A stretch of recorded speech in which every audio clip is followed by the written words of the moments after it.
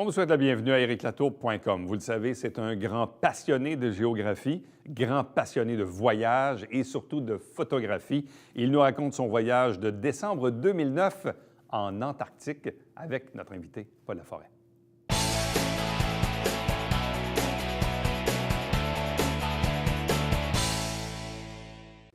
La semaine dernière, il nous parlait de l'un de ses périples en Mongolie. Aujourd'hui, on se transporte vraiment, mais à un autre niveau de la Terre, à l'autre bout du spectre. C'était en décembre 2009, un voyage du côté de l'Antarctique. Paul Laforêt est avec nous. Bonsoir et bienvenue.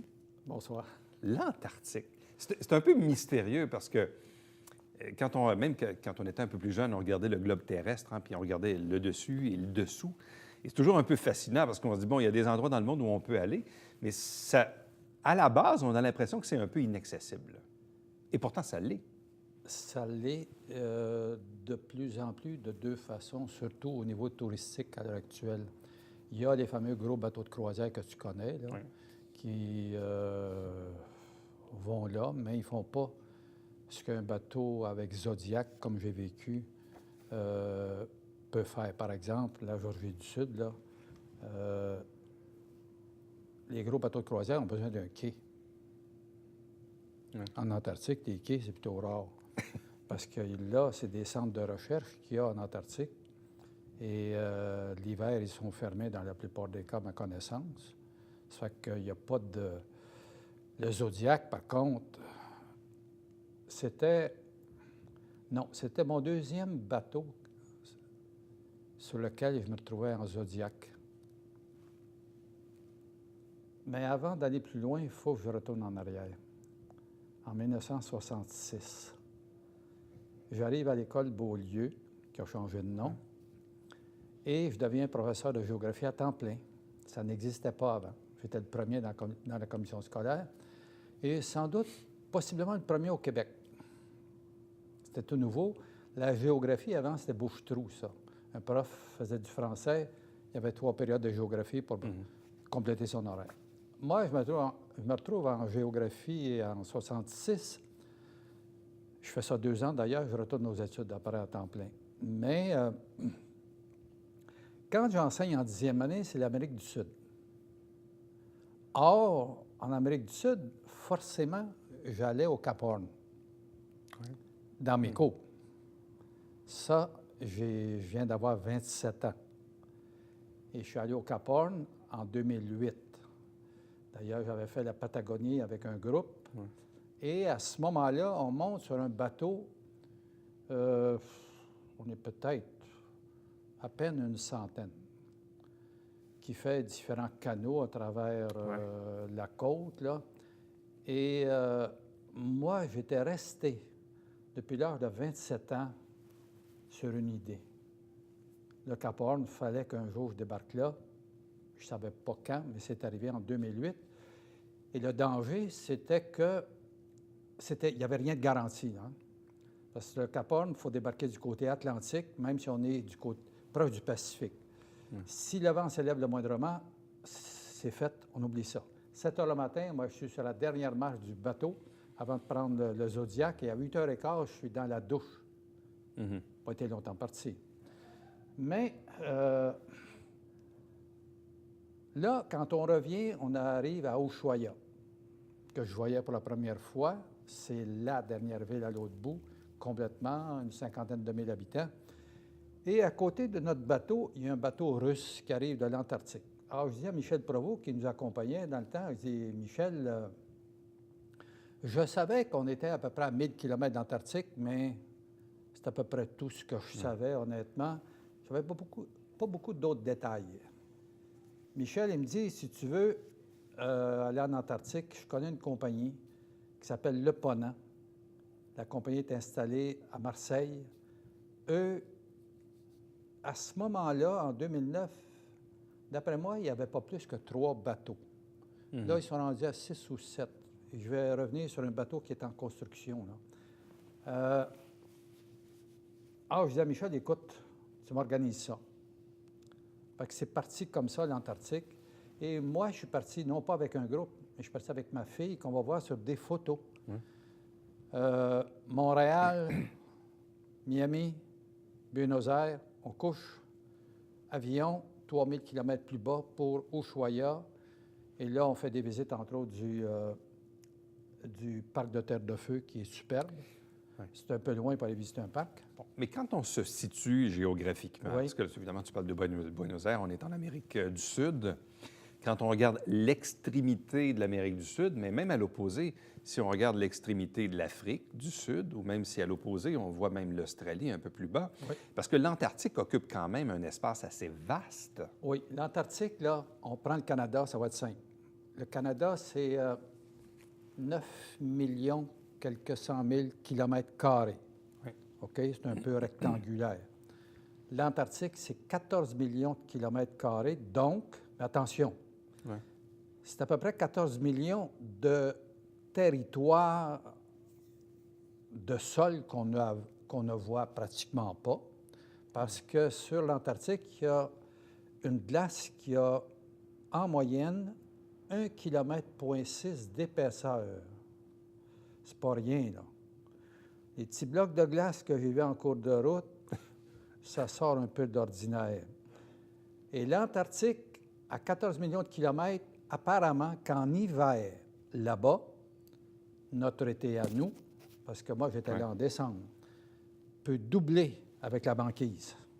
Ça double. Ça peut doubler. Ça donne une idée de ce qui se passe là. Évidemment, est-ce que c'est la même chose aujourd'hui? Parce que même là-bas, on subit les contre-coups du climat, là, en général. Mais je sais pour l'avoir lu. Alors, c'est énorme et c'est circulaire. L'Antarctique, là, c'est pas rectangulaire comme le Canada, c'est vraiment circulaire. Mais... Puis le pôle est à peu près au centre, en quelque part par là. Bon, mais quand on part de la terre ferme, oui, ça prend combien de temps se rendre? Bon, il faut jusqu'à la banquise bon. Ou jusqu'à l'extrême limite de ce qu'on peut aller? Bon, il faudrait que je te donne mon itinéraire aussi pour saisir ce que j'ai fait, là. On pourrait partir de Ushuaia directement Antarctique, OK? 1000 km. Détroit de Beagle et autres, là. Je pense que je viens de faire une erreur, là, Détroit de Beagle, là. Tu peux te corriger, Paul. Tu peux te corriger. Ça fait beaucoup de noms. Il y en a un que je cherche, là, qui m'échappe, en tout cas. Mais c'est pas ça que j'ai fait. J'ai fait le plus beau tour, je pense, qu'on puisse faire actuellement dans le domaine. Ushuaia, on contourne, on s'en va au Malouine. Malouine, la Géorgie du Sud. La Géorgie du Sud est installée à cheval sur la rencontre de l'océan Antarctique et Atlantique. Ouais. C'est à 2 jours de bateau des Malouines. On a mis à peu près une journée pour se rendre de Ushuaia aux Malouines. Les fameuses Malouines, la fameuse guerre. Là. Toujours en Zodiac? Non, on n'est pas en Zodiac, on est en bateau. Mon bateau, en bateau. Là, oui, on est en bateau. Le bateau s'installe dans une baie, Zodiac à la mer. D'ailleurs, mes photos vont le démontrer très bien. Il y a une grue pour descendre les Zodiacs.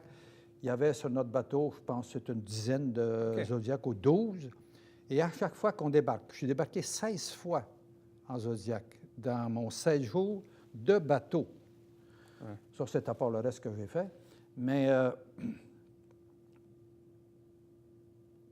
je vais te faire une parenthèse. La compagnie de Ponant, là, j'ai reçu dernièrement un courriel. OK? Ils sont en train de vouloir construire... Leur bateau, c'est pas gros, hein? C'est des 125, 130 cabines. Cabines, oui. Oui, c'est pas énorme, là. J'avais fait une croisière en Alaska, puis j'en avais fait une aussi en Grèce, sur des bateaux avec, traditionnels, si on veut, là. Disons que je vais refaire ça quand je vais être très vieux. Pour le moment, si je repars sur un bateau, je veux des Zodiacs pour débarquer les 2 pieds dans l'eau. Évidemment, il faut être costumé pour. Évidemment. Mon manteau, d'ailleurs, le démontre. Là. Bon, mais d'ailleurs, ça, il faut le faire une mise en contexte. Donc, tu as amené ton manteau. En fait, tu l'as mis sur le banc d'à côté. Ce n'est pas parce qu'on n'avait pas de porte-manteau. Non, ici. on n'avait pas. C'est parce que tu voulais le montrer. Oui. Parce que tu voulais montrer le manteau parce que c'est le manteau que tu portais au moment de ce voyage-là en Antarctique. Les étiquettes qu'il y a après, évidemment, je ne les avais pas sur le bateau. Ouais. Je les ai fait poser ici, mais c'est des étiquettes de tous les endroits que j'ai fait dans le sud de l'Amérique du Sud. C'était un plaisir de me promener avec ça, c'est tout. Mais tout le monde sur le bateau, en montant, au tout début, on reçoit un manteau parce que quand on descend, tout le monde est visible. Il faut que je te parle de la réglementation aussi pour l'Antarctique. Sur le bateau, là, la descente, d'abord, on reçoit une carte. Parce que c'est géré par qui, ça, l'Antarctique? Qui gère ça? En fait, C'est une entité, l'Antarctique, ce c'est n'est comme- pas une gérance. C'est plusieurs pays dans le monde. C'est un territoire unique de Ouais. paix, l'Antarctique. Même si à l'heure actuelle, là, de mémoire, je ne veux pas dire n'importe quoi, mais il y a plusieurs pays, dont l'Argentine, dont la Russie, entre autres. Les Chinois, à ma connaissance, sont en train de construire une 6e Station de recherche? station de recherche. OK? L'Antarctique, c'est un endroit de recherche. Évidemment, on sent qu'ailleurs, il y a des réflexions sur le territoire. Mais à date, il existe une entente qui fait qu'on se situe exclusivement au niveau de la recherche. D'ailleurs, sur le bateau, 16 jours, là, quand on part des Malouines, qu'on s'en va à... Voyons donc. Excusez-moi, mais c'est la Georgie du Sud, Ouais. qui est une île anglaise qui a servi, entre autres, de poste baleinière de Ouais. façon incroyable à une époque. On met 2 jours francs. Quand on se promène, c'est conférences et autres. Mais en même temps, concernant le costume, il y a des normes très sévères quand on descend du bateau. À part prendre notre carte puis la passer à l'ordinateur, là, il y a pas que de monde qui nous vérifie tout ça.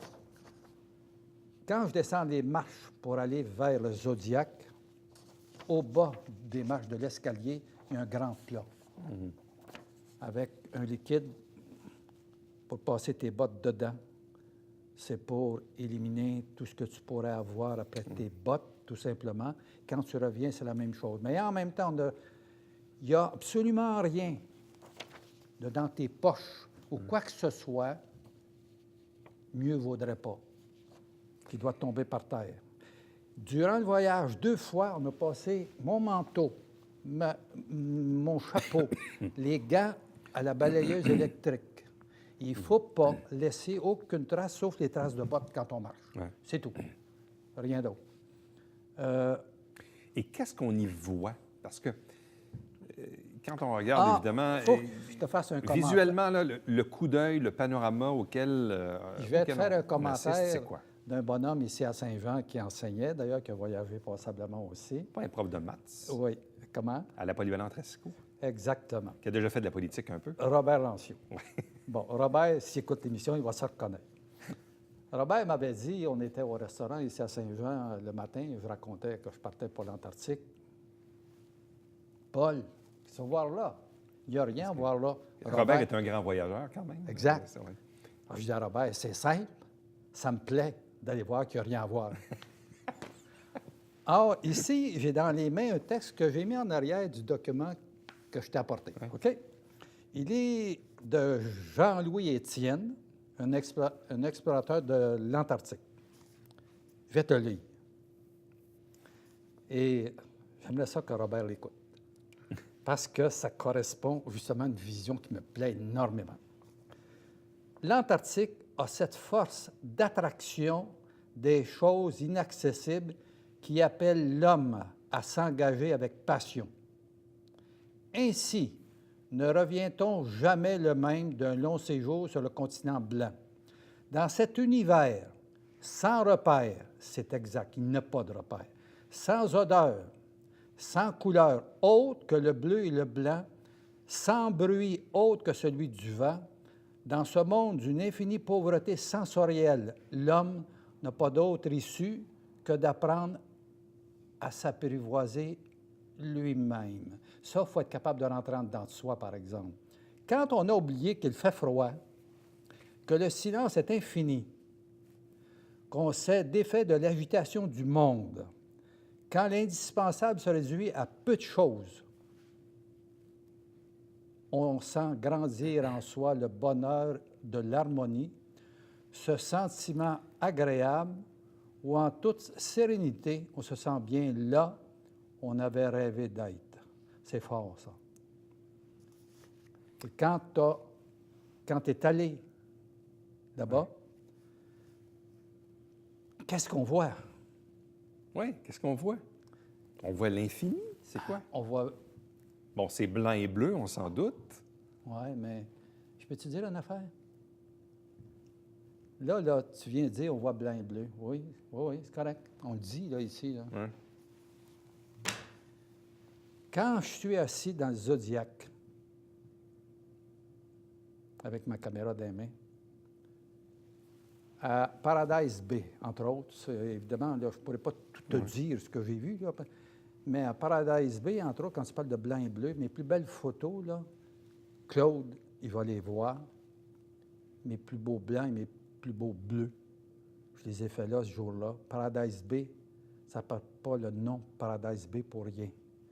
Premièrement, on était descendu du Zodiac. Il fallait monter une colline importante. Il y avait ici une station d'Argentine qui était là, mais il n'y avait rien qui se passait. On monte au sommet, on redescend, on est dans la neige. Là. On monte sur le Zodiac et là, qu'est-ce qu'on fait? Le chauffeur du Zodiac, là, pop, pop, pop, pop, pop, pop, pop, ça s'en va lentement. Sais-tu pourquoi? Ça vient avec de la glace. Oui, c'est ça. OK? Ça vient avec de la glace. Ça n'a pas de bon sens. Mais en même temps, on s'en va s'adosser à un glacier où, d'ailleurs, cette photo-là, c'est pas moi qui l'ai fait, évidemment. Ouais. C'est une femme à bord. Son mari et elle faisaient de la photo puis ils faisaient du film. Ouais. Wow! Mais il faudrait que je te dise ce que j'ai vu aussi en Géorgie du Sud au niveau des... D'abord, les manchots, là, il y en a en Antarctique. Tout le monde a vu le fameux film... Aide-moi donc. Oui. Je peux pas t'aider. Oui, l'empereur. L'empereur, c'est l'empereur. Ça? Non, c'est hey, ça? L'empereur, c'est comme ça que ça s'appelle. L'empereur, ouais. Ah, tes collaborateurs en arrière. Ah, écoute, des oreilles magiques. Heureusement que je les ai, ça m'aide des fois, ça. Parce que... La marche de l'empereur. C'est-tu la marche de l'empereur? Ça se peut. OK. L'empereur, c'est... D'abord, là, il y a une affaire qu'il faudrait que les gens retiennent dans ce que je vais dire. Les Français sur le bateau nous l'apprennent. C'est-à-dire? Que là, c'est pas des pingouins. Ouais. Les pingouins sont dans l'hémisphère nord puis ils volent. Les manchots, dans l'hémisphère sud, ne volent pas. Que ce soit les gorfous sauteurs, qui sont des beaux petits oiseaux gros comme ça que j'ai vus au Malouine, par exemple, puis les manchots que tu as ici, c'est les royaux. Ils sont d'une rare beauté. Et quand le premier matin, tu arrives en Géorgie du Sud, tu sors du Zodiac, tu as des bottes jusque-là, soit dit en passant, puis des pantalons de caoutchoutés, parce que là, tu sautes dans l'eau tout le temps. Tu ne sors jamais du Zodiac sur le terrain sec. Il n'y a pas de quai, il n'y a rien. Tu sautes à l'eau, point. Le premier matin, là, quand tu as 300 000 manchots dans la face, puis que tu as des manchots à petits poils bruns là-dedans, là, qui s'en viennent picasser tes bottes, Robert ne sait pas ce qui pouvait manquer. OK? Il ne sait pas. Ça, c'est un plaisir extrêmement grand. Et là, tu as un tapis. On monte sur une colline, on a ses coups d'œil sur la masse de manchots. Le lendemain matin, à Saint-Andrew, je me retrouve, là, il neige quand on sort du Zodiac, mais on a juste 400 000. D'en face, c'est la deuxième plus grosse colonie au monde de manchots royaux. OK?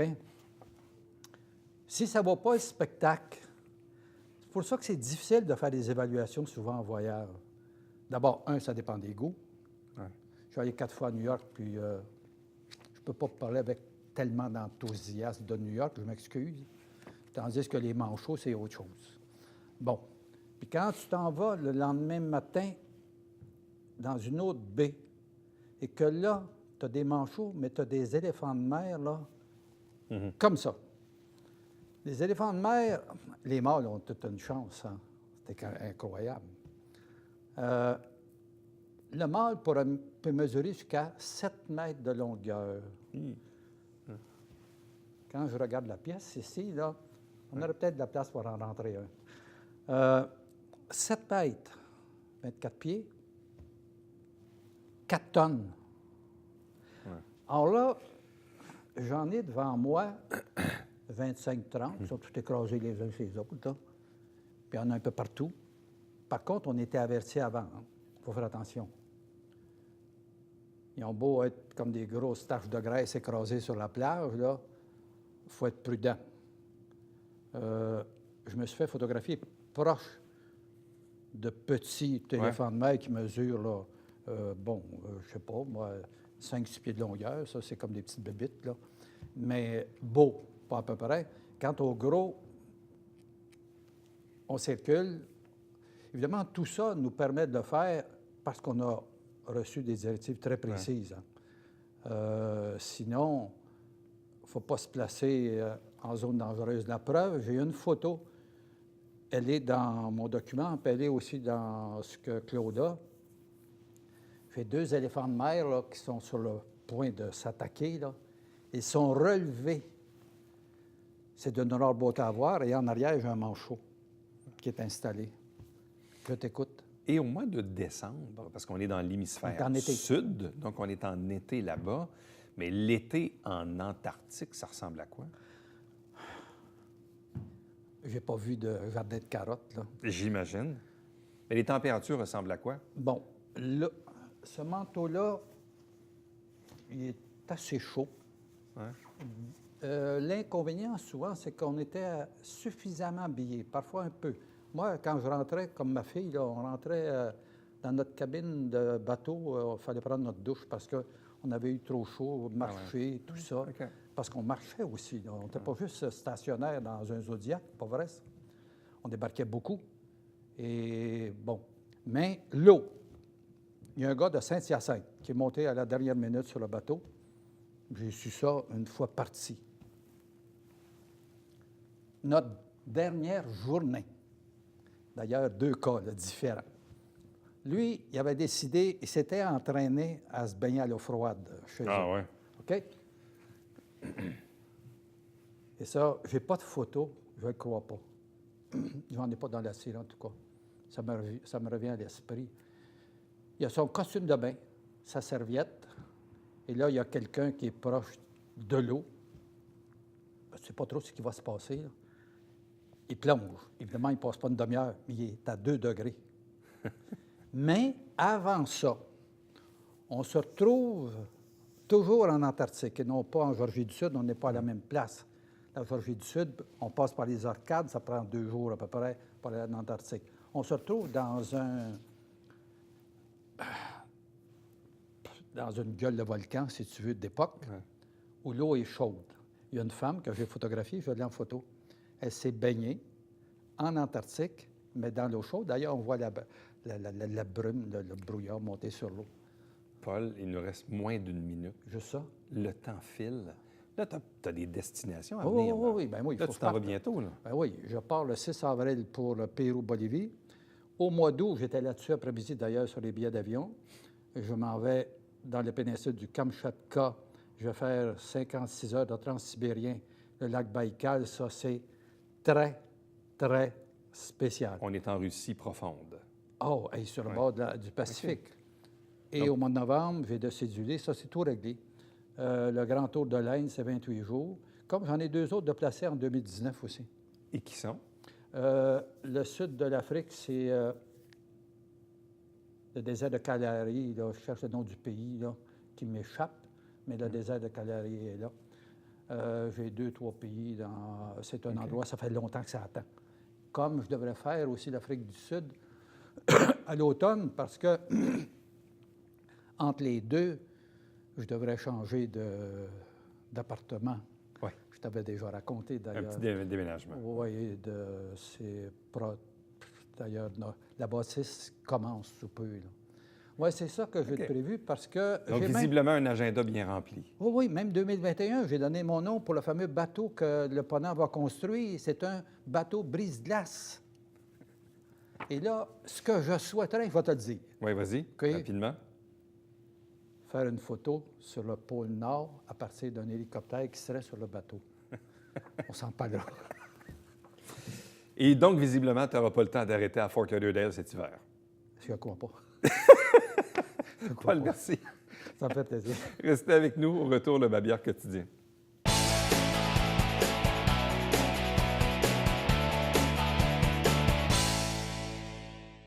Mesdames et messieurs, bonjour et bienvenue à La Justice entre nous. Mon nom est Serge.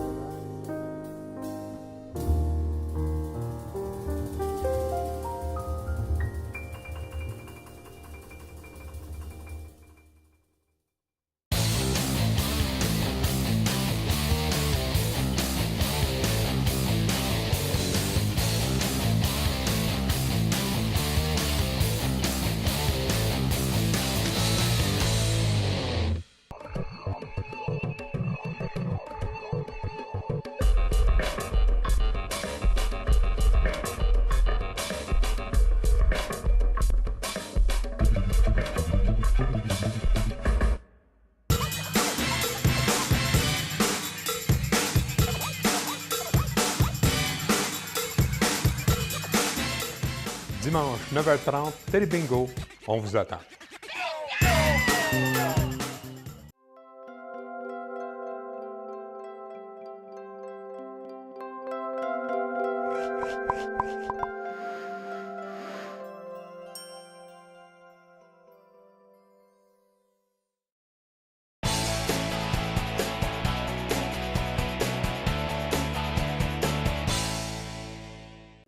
Dimanche, le 11 mars, il y a un café littéraire avec Céris. Vous savez, c'est un des plus grands BDistes joannais. Donc, allez faire un tour pour discuter avec lui. Chaque semaine, des extraits des travaux du Conseil de Ville. Ne manquez pas l'émission Saint-Jean-sur-Richelieu. Chaque dimanche matin, 9h30, il y a 4 000 $ en prix avec notre télébingo. Et puis, entre-temps, pour me joindre, Éric Laton en un mois commercial, tvhr9.com. À demain. Bye-bye.